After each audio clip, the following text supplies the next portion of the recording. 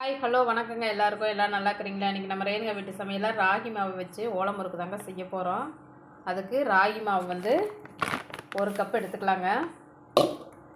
நீங்கள் எந்த கப்பில் அளந்து எடுக்கிறீங்களோ அந்த கப்புலேயே எல்லா பொருட்களையும் நீங்கள் அளந்து எடுத்துக்கோங்க. இந்த கப்பில் 1 கப் அளவுக்கு இப்போ வந்து நம்ம ராகி மாவு வந்து ஃபுல்லாக அளந்து எடுத்துக்கலாங்க.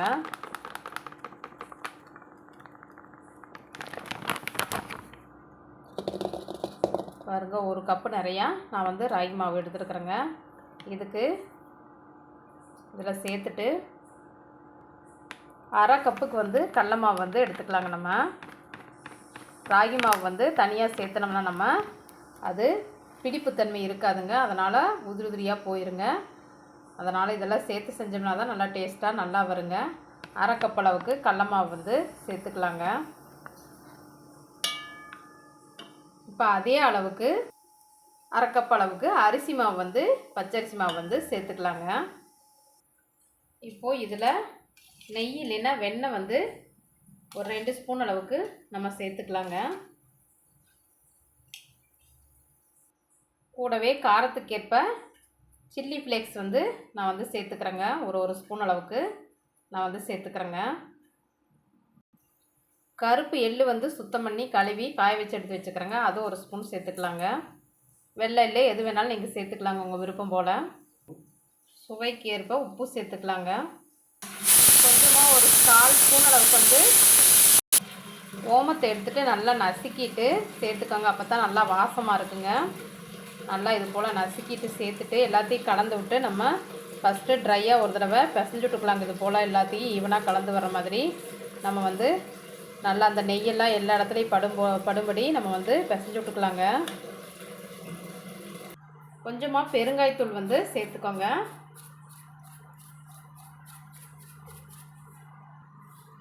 சேர்த்துட்டு நல்லா போல் நல்லா பெசரி ஈவனாக எல்லா இடத்துலையும் இந்த நெய் வந்து படும்படி கலந்து விட்டுக்கலாங்க. பாருங்கள், நல்லா கலந்து விட்டு இப்படி எடுத்து நீங்கள் பிடிச்சிங்கன்னா அப்படியே வந்து நிற்கிங்க. ஊற்றுட்டோம்னா ஊந்துருங்க. இந்த அளவுக்கு நம்ம கலந்து விட்டுட்டு இப்போ தண்ணி கொஞ்சம் கொஞ்சமாக சேர்த்து தொளித்து நம்ம இதை பிசைஞ்சிக்கலாங்க. தண்ணி வந்து அளவு நம்ம வந்து சொல்ல முடியாதுங்க. ஒவ்வொரு மாவும் ஒவ்வொரு விதம் போல் நம்மளுக்கு தண்ணி இழுக்குங்க. ஒன்று கம்மியாக இழுக்கு, ஒன்று அதிகமாக இழுக்குங்க. நம்மளுக்கு ராகி மாவு வந்து ட்ரையாக இருக்கனால பச்சரிசி மாவு எல்லாமே நம்மளுக்கு கூட கொஞ்சம் சேர்த்து வந்து தண்ணி தொளித்து நம்ம பிசைஞ்சு வச்சோம்னா கொஞ்சம் நேரத்தில் வந்து அது இறுகிக்குங்க.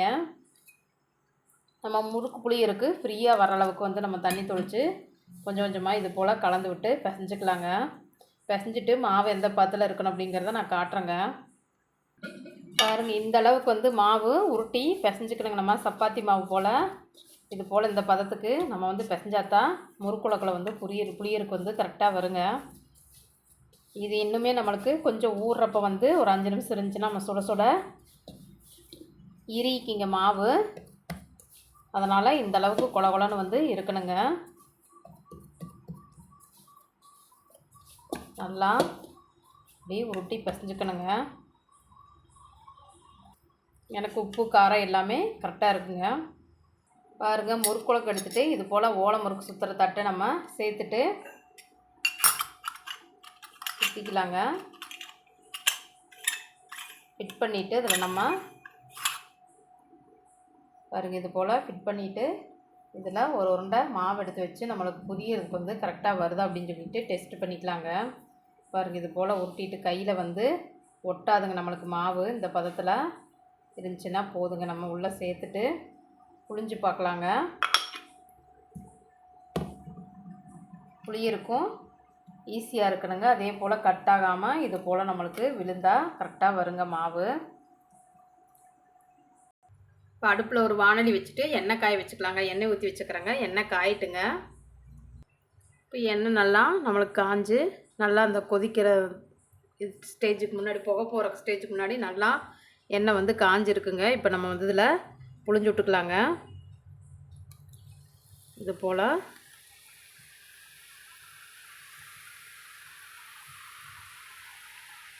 புளிஞ்சு விட்டுட்டு நல்லா அது வந்து வெந்து வரட்டுங்க.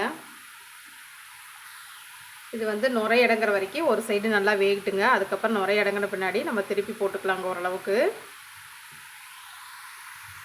இப்போ ஓரளவுக்கு நம்மளுக்கு நுரை வந்து அடங்கிருச்சுங்க. இப்போ நம்ம வந்து திருப்பி விட்டுக்கலாங்க இதை.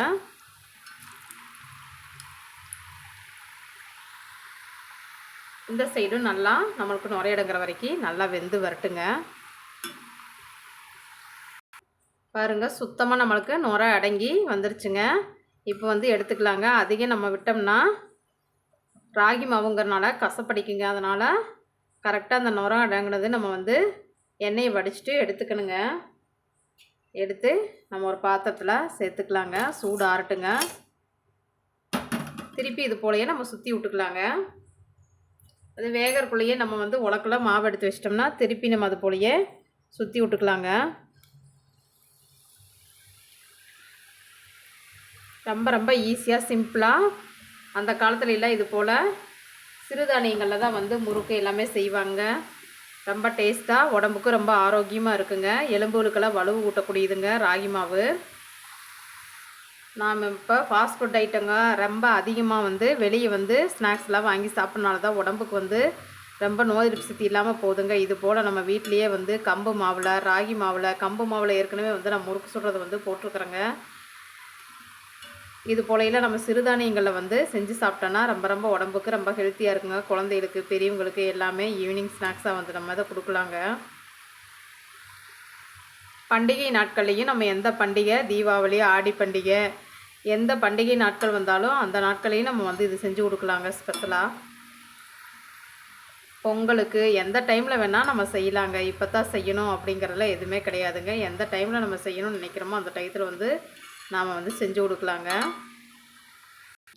பாருங்கள், சூப்பராக இது போல் ஓலை முறுக்கு வந்து நம்ம ரெடி பண்ணலாங்க.